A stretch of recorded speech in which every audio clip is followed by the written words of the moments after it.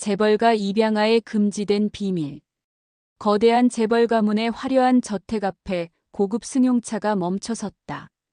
차에서 내린 남자는 30 초반의 나이에도 불구하고 세월이 다듬어낸 성숙한 매력을 풍겼다. 10년간의 해외 유학을 마치고 돌아온 그의 이름은 서진. 어린 시절 이 집으로 입양되어 온 그는 이제 이 가문의 정식 일원으로 돌아왔다. 하지만 그가 모르는 것이 있었다. 이 집에는 그를 기다리고 있는 위험한 유혹과 충격적인 진실이 숨겨져 있다는 것을. 그리고 모든 것을 조종하는 한 여자의 치밀한 계획 속으로 그가 걸어 들어가고 있다는 것을.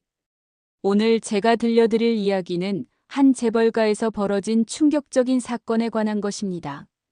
권력과 욕망, 그리고 숨겨진 비밀들이 얽혀 만들어낸 파국적인 결말까지 모든 것을 지켜본 저의 시선으로 이야기를 풀어보겠습니다.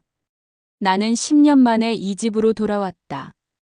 공항에서 집까지 오는 내내 창밖 풍경이 낯설게 느껴졌지만 저택 앞에 도착한 순간만큼은 어린 시절의 기억이 생생하게 되살아났다. 양부인 회장님께서 직접 나와 계셨고 그 옆에는 형과 형수가 서 있었다. 형 민혁은 여전히 냉정한 표정이었지만 형수 민서는 뭔가 달랐다. 그녀의 시선이 나에게 머물러 있는 시간이 조금 길었고 그 눈빛에는 묘한 감정이 스며 있었다. 서진아, 정말 많이 컸구나. 회장님의 따뜻한 말씀에도 불구하고 분위기는 어색했다. 특히 민서와 인사를 나눌 때 그녀의 손길이 내 손에 닿는 순간 전류 같은 느낌이 흘렀다. 그것은 단순한 인사가 아니었다. 뭔가 의미심장한 메시지가 담겨 있는 것 같았다. 저녁 식사 자리에서도 민서의 시선을 계속 느낄 수 있었다. 형은 회사 업무로 분주해 보였고 회장님은 내 유학 생활에 대해 관심을 보이셨다. 하지만 나는 온통 민서에게만 신경이 쓰였다. 그녀는 우아하게 식사를 하면서도 틈틈이 내게 눈짓을 보냈다. 그 눈빛에는 위험한 유혹이 담겨 있었다. 서진 씨, 내일부터 회사에 나와야겠어요. 많이 배울 게 있을 거예요. 민서의 목소리는 표면적으로는 정중했지만 그 속의 숨은 의미를 나만이 알 수 있었다. 이것은 시작에 불과했다. 나는 아직 모르고 있었다. 이 집에 돌아온 순간부터 나는 이미 누군가의 계획 속으로 걸어 들어가고 있었다는 것을. 그날 밤 잠자리에 들면서도 민서의 모습이 머릿속에서 떠나지 않았다. 10년 전 내가 떠날 때 그녀는 그저 형의 약혼자였다. 하지만 지금의 그녀는 완전히 다른 사람이었다. 성숙하고 아름답고 그리고 무엇보다 위험하게 매력적이었다. 나는 이미 그녀의 매력에 빠져들고 있었고 그것이 얼마나 위험한 일인지 깨닫지 못했다. 회사에 출근한 첫날, 나는 형을 따라 각 부서를 둘러보며 업무를 파악했다. 하지만 정작 내 관심은 업무가 아닌 다른 곳에 있었다. 민서가 기획팀장으로 일하고 있다는 사실을 알게 된 것이다. 형이 출장을 간다는 소식을 듣자마자 나는 묘한 설렘을 감출 수 없었다. 서진 씨, 커피 한 잔 어때요? 형이 출장을 떠난 그날 저녁, 민서가 나에게 말을 걸어왔다. 회사 근처의 조용한 카페에서 우리는 마주 앉았다. 대화는 자연스럽게 시작되었지만 분위기는 점점 묘해졌다. 10년 동안 많이 변했어요. 민서의 말에 나도 고개를 끄덕였다. 하지만 정작 변한 건 나보다는 그녀였다. 결혼 전에 순진했던 모습은 온데간데 없고 지금의 그녀는 남자를 사로잡을 줄 아는 여자로 변해 있었다. 서진 씨는 형보다 더 매력적이에요. 갑작스러운 그녀의 고백에 나는 당황했다. 하지만 동시에 가슴이 뛰기 시작했다. 이것은 단순한 칭찬이 아니었다. 그녀의 눈빛에서 나는 위험한 신호를 읽어낼 수 있었다. 민서 씨, 그런 말씀은. 내가 말을 다 마치기도 전에 그녀가 내 손을 잡았다. 그 순간 온몸에 전류가 흘렀다. 나는 이성을 잃어가고 있었다. 당신은 형보다 더 뜨겁다. 그녀의 속삭임은 나의 마지막 이성마저 무너뜨렸다. 우리는 그날부터 위험한 게임을 시작했다. 형이 회사에 있을 때는 평범한 동서지간으로 행동했지만 혼자 있을 때는 서로를 향한 욕망을 숨기지 않았다. 며칠간 이런 은밀한 만남이 계속되었다. 나는 죄책감을 느끼면서도 그녀를 거부할 수 없었다. 그녀의 매력은 나를 점점 더 깊은 수렁으로 빠뜨렸다. 하지만 나는 아직 몰랐다. 이 모든 것이 그녀의 치밀한 계획이었다는 것을.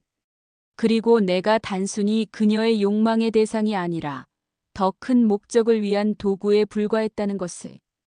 그날 밤 집으로 돌아가면서 나는 혼란스러웠다. 이것이 사랑인지 아니면 단순한 욕망인지 구분할 수 없었다. 하지만 한 가지는 확실했다. 나는 이미 돌이킬 수 없는 강을 건너고 있었다.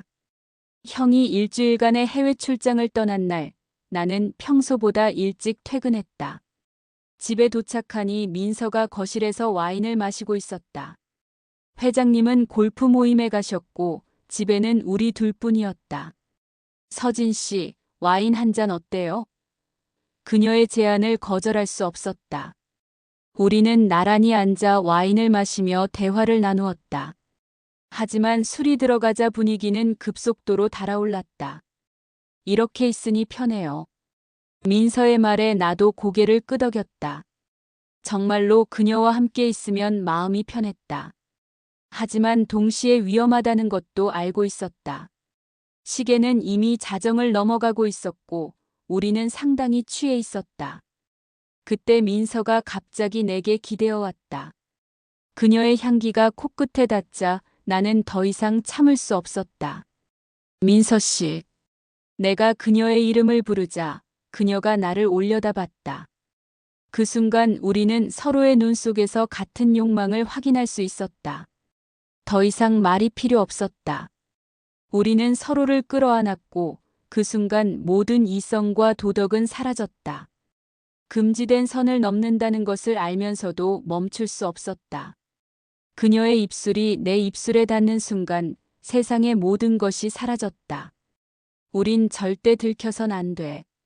모든 것이 끝난 후 민서가 떨리는 목소리로 말했다. 그녀의 눈에는 만족감과 동시에 두려움이 담겨 있었다. 나 역시 마찬가지였다. 우리가 한 일이 얼마나 위험한지 알고 있었다. 이건 한 번만 있을 일이야. 내가 말했지만 그것이 거짓말이라는 것을 우리 모두 알고 있었다. 이미 시작된 일을 멈추기에는 너무 늦었다. 그날 밤 나는 잠을 이룰 수 없었다. 죄책감과 흥분이 뒤섞여 복잡한 감정이 들었다. 하지만 무엇보다 두려웠던 것은 이 일이 발각될 가능성이었다. 형이 알게 되면, 회장님이 알게 되면 어떻게 될까? 하지만 그 모든 두려움에도 불구하고 나는 민서를 다시 원하고 있었다. 형이 출장에서 돌아온 후 며칠이 지났다. 나는 민서와의 관계를 들키지 않기 위해 더욱 조심스럽게 행동했다. 하지만 회장님 서재에서 우연히 발견한 서류 때문에 내 세상은 완전히 뒤바뀌었다. 그날 회장님께서 급한 서류를 가져오라고 하셨는데 서재에서 찾던 중 낡은 파일 하나가 바닥에 떨어졌다. 그것을 주우려다가 흩어진 서류들 중에서 내 이름이 적힌 출생증명서를 발견했다. 처음에는 입양 관련 서류려니 했는데 자세히 보니 충격적인 내용이었다. 출생증명서에는 아버지란에 회장님의 이름이, 어머니란에는 모르는 여자의 이름이 적혀 있었다. 그리고 출생신고일자를 보니 내가 이 집으로 온 날짜보다 한참 전이었다. 즉, 나는 입양아가 아니라 회장님의 친아들이었던 것이다. 손이 떨리기 시작했다. 이게 무슨 일인가?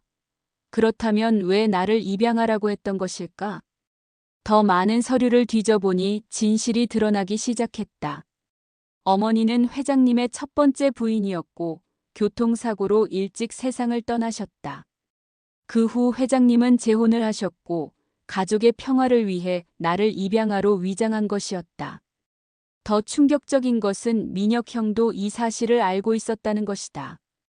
서류 뭉치 사이에서 형이 회장님께 쓴 편지를 발견했는데 거기에는 서진이 진실을 알게 되면 상속 문제가 복잡해질 것이라는 내용이 적혀 있었다.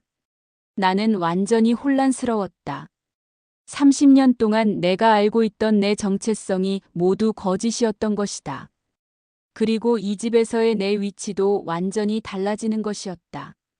입양아가 아닌 친아들이라면 상속권에서도 나는 동등한 지위를 가지게 되는 것이다. 더 큰 문제는 민서와의 관계였다. 나는 단순히 입양된 동서가 아니라 이 집의 정당한 후계자였다. 그렇다면 민서가 나에게 접근한 것도 단순한 매력 때문만은 아닐 수도 있었다. 혹시 그녀도 이 사실을 알고 있었던 것은 아닐까? 그날 밤 나는 서류들을 다시 제자리에 두었지만 마음속에는 큰 변화가 일어나고 있었다. 나는 이제 이 집에서 완전히 다른 사람이 되어 있었다. 하지만 이 비밀을 누구에게 말할 수는 없었다. 특히 민서에게는 더더욱. 출생의 비밀을 알게 된 후 나는 며칠간 심각한 고민에 빠졌다. 이 사실을 알려야 할지 아니면 그냥 묻어두고 살아야 할지. 하지만 무엇보다 고민이었던 것은 민서와의 관계였다. 이 상황에서도 계속 그녀를 만나야 하는 것인지. 하지만 민서는 내 고민을 눈치챘다. 요즘 왜 그래요? 뭔가 달라졌어요. 그녀가 나에게 물었을 때 나는 아무렇지 않은 척했지만 속을 수 없었다. 혹시 우리 관계에 대해 후회하고 있어요? 민서의 직선적인 질문에 나는 당황했다. 후회라. 그런 건 아니었다. 오히려 그녀에 대한 감정은 더 깊어지고 있었다. 아니야. 그런 게 아니야. 내 대답을 들은 민서가 안도하듯 웃었다. 그리고 다시 내게 다가왔다. 이성적으로는 거부해야 한다는 것을 알면서도 나는 그녀의 유혹을 뿌리칠 수 없었다. 그럼 됐어요. 다른 건 생각하지 말아요. 민서는 내 볼에 가벼운 키스를 했다. 그 순간 나는 다시 한번 그녀의 마력에 빠져들었다. 며칠 후 민서가 나에게 충격적인 말을 했다. 서진 씨, 혹시 상속에 대해 생각해 본 적 있어요? 갑작스러운 질문에 나는 움찔했다. 혹시 그녀가 내 출생의 비밀을 알고 있는 것은 아닐까? 왜 갑자기 그런 말을? 내 반응을 본 민서가 차갑게 웃었다. 그 웃음에는 뭔가 섬뜩한 느낌이 있었다. 넌 이제 내 거야. 우리 둘이 모든 걸 가져야지. 민서의 말에 나는 소름이 끼쳤다. 이 말이 무슨 의미인지 정확히 알 수는 없었지만 뭔가 불길한 예감이 들었다. 그날부터 민서의 태도가 미묘하게 변했다. 더 적극적이 되었고 동시에 더 계산적이 된 것 같았다. 그녀와 함께 있을 때마다 나는 묘한 불안감을 느꼈다. 하지만 그녀의 매력에서 벗어날 수는 없었다. 나는 점점 더 깊은 수렁으로 빠져들고 있었다. 출생의 비밀, 민서와의 금지된 관계, 그리고 그녀의 변화한 모습까지. 모든 것이 복잡하게 얽혀 있었고 나는 그 중심에서 혼란스러워하고 있었다. 회장님의 건강이 악화되기 시작하면서 집안에는 긴장감이 감돌았다. 상속 문제가 본격적으로 거론되기 시작한 것이다. 형 민혁은 당연히 자신이 모든 것을 물려받을 것이라고 생각하고 있었지만 친척들 사이에서는 다양한 소문들이 돌기 시작했다. 서진이도 이제 성인이 되었으니 뭔가 받을 게 있지 않을까? 큰 고모의 말에 민혁의 표정이 굳어졌다. 나는 내 출생의 비밀을 알고 있었지만 다른 사람들은 여전히 나를 입양아로 생각하고 있었다. 하지만 더 큰 문제는 하인들과 친척들이 나와 민서의 관계를 의심하기 시작한 것이었다. 우리가 아무리 조심했음에도 불구하고 예민한 사람들은 뭔가 이상하다는 것을 눈치챘다. 요즘 서진 씨와 민서 씨가 자주 대화하시네요. 집사 아저씨의 말에 나는 가슴이 철렁 내려앉았다. 혹시 들킨 것은 아닐까? 그냥 회사 일 때문이에요. 민서가 태연하게 대답했지만 집사 아저씨의 눈빛은 여전히 의심스러웠다. 며칠 후에는 더 직접적인 상황이 벌어졌다. 사촌 누나가 나를 따로 불러서 말했다. 서진아, 혹시 너 민서한테 마음 있니? 갑작스러운 질문에 나는 당황했다. 무슨 소리예요? 부정했지만 사촌 누나는 확신하는 듯한 눈빛을 보냈다. 요즘 둘이 눈빛이 이상해. 조심해라. 들키면 집안이 난리 날 거야. 누나의 경고에 나는 식은땀을 흘렸다. 그날 밤 민서에게 이 일을 말하자 그녀는 오히려 차분했다. 이제 시간이 얼마 남지 않았어요. 그녀의 말에 나는 의아했다. 무슨 뜻이에요? 내 질문에 민서는 의미심장한 미소를 지었다. 곧 모든 게 정리될 거예요. 조금만 더 참아요. 그녀의 말이 무슨 뜻인지 나는 알 수 없었다. 하지만 뭔가 큰일이 일어날 것 같은 불안감이 들었다. 친척들의 의심스러운 시선은 날이 갈수록 더 노골적이 되었다. 그리고 형 민혁도 뭔가 이상하다는 것을 눈치채기 시작한 것 같았다. 어느 날 저녁 식사 때 그가 나를 유심히 쳐다보는 것을 느꼈다. 서진아, 요즘 무슨 일 있니? 형의 질문에 나는 가슴이 뛰었다. 혹시 알아챈 것은 아닐까? 별일 없어요, 형. 하지만 형의 눈빛은 여전히 의심스러웠다. 나는 점점 더 위험한 상황으로 몰려가고 있었다. 회장님의 상속 발표식이 있는 날이었다. 온 가족과 친척들이 모인 자리에서 회장님은 상속 계획을 발표하려고 했다. 나는 내 출생의 비밀이 밝혀질지도 모른다는 생각에 긴장하고 있었다. 그런데 발표가 시작되기 직전 민서가 갑자기 일어나더니 충격적인 말을 했다. 죄송하지만 발표 전에 꼭 말씀드려야 할 것이 있습니다. 민서의 목소리는 떨리고 있었지만 동시에 확고했다. 회장님과 모든 참석자들이 그녀를 주목했다. 형 민혁도 무슨 일인지 모르겠다는 표정으로 아내를 바라봤다. 제 뱃속에는 아이가 있습니다. 민서의 첫 번째 폭탄 선언에 모든 사람들이 놀랐다. 하지만 진짜 충격은 그 다음이었다. 그리고 이 아이의 아버지는 민서가 나를 바라보며 말했다. 서진 씨입니다. 그 순간 온 세상이 조용해진 것 같았다. 회장님은 충격을 받아 의자에서 쓰러질 뻔했고 형 민혁은 믿을 수 없다는 표정으로 나를 노려봤다. 뭐라고? 형의 목소리는 분노로 떨리고 있었다. 미안해요, 여보. 하지만 더 이상 숨길 수 없었어요. 민서는 형에게 사과했지만 그 눈빛에는 사과하는 사람의 감정이 보이지 않았다. 나는 완전히 당황했다. 임신이라니. 이건 계획에 없던 일이었다. 그리고 이렇게 공개적으로 발표할 줄도 몰랐다. 서진아. 형이 분노하며 나에게 달려들려고 했지만 다른 친척들이 말렸다. 회장님은 충격을 받아 병원으로 이송되었고 상속 발표식은 엉망이 되었다. 나는 모든 사람들의 비난의 시선을 받으며 집을 나와야 했다. 그날 밤 호텔에서 민서를 만났다. 왜 그렇게 했어요? 왜 갑자기? 내 질문에 민서는 차갑게 웃었다. 이제 모든 게 우리 계획대로 진행될 거예요. 그녀의 말에 나는 소름이 끼쳤다. 무슨 계획이요? 하지만 민서는 대답하지 않고 그냥 웃기만 했다. 나는 그때부터 뭔가 잘못되었다는 것을 느끼기 시작했다. 민서의 임신 발표 그리고 그녀의 태도까지. 모든 것이 너무 계산적이었다. 하지만 이미 상황은 걷잡을 수 없이 흘러가고 있었다. 회장님이 병원에 입원하신 지 일주일이 지났다. 그동안 집안은 완전히 난리가 났다.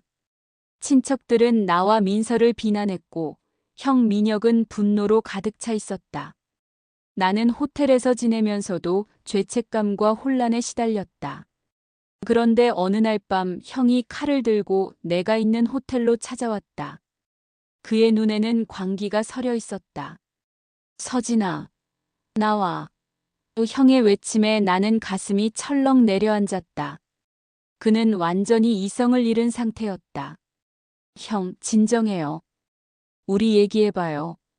내가 달래려 했지만 형은 들으려 하지 않았다. 얘기. 무슨 얘기를 해? 내가 내 아내를 빼앗았는데. 형이 칼을 휘두르며 나에게 달려들려는 순간 갑자기 민서가 나타나 형을 막아섰다. 여보, 안 돼요. 민서가 형의 앞을 막으며 소리쳤다. 비켜. 이 배신자를 죽여야 해. 형이 민서를 밀치려 하자 민서가 절규하듯 소리쳤다. 이 아이는 내 아이야. 서진이 아이가 아니라. 그 순간 모든 것이 정지된 것 같았다. 형도 나도 모두 멍하니 민서를 바라봤다. 뭐라고? 형의 목소리가 떨렸다. 민서는 눈물을 흘리며 진실을 털어놓기 시작했다. 미안해요, 여보. 모든 게 거짓말이었어요. 서진 씨와는 아무 일도 없었어요. 나는 완전히 충격을 받았다. 그럼 우리가 했던 모든 것들은 모두 연기였어요. 민서가 차갑게 말했다.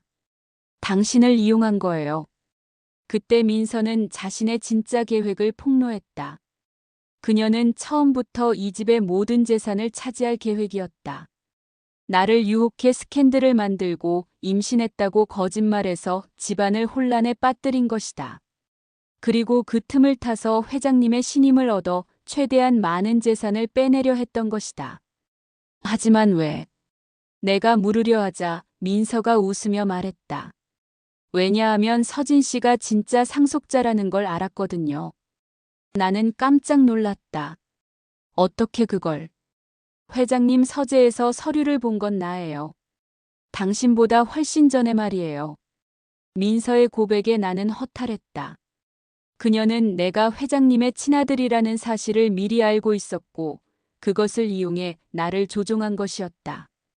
만약 내가 상속자라는 사실이 밝혀지면 자신이 내 편에 서서 모든 재산을 차지할 수 있다고 생각했던 것이다. 그런데 계획이 틀어졌죠. 민서가 계속 말했다. 회장님이 쓰러지시면서 상속 문제가 복잡해졌어요. 그래서 다른 방법을 써야 했죠. 그때 나는 깨달았다. 회장님이 쓰러진 것도 상속 발표식에서의 폭탄 선언도 모두 그녀의 계획이었다는 것을. 그녀는 회장님에게 무엇인가를 했던 것이다. 회장님한테 무슨 짓을 한 거예요? 내가 다그치자 민서는 더 이상 숨기지 않았다. 혈압약에 다른 약을 섞었을 뿐이에요. 죽지는 않아요. 하지만 정신이 흐려져서 유언장을 다시 쓰실 거예요. 형 민혁은 충격을 받아 주저앉았다. 자신의 아내가 이렇게 무서운 사람이었다는 것을 그제서야 깨달은 것이다. 너는 정말.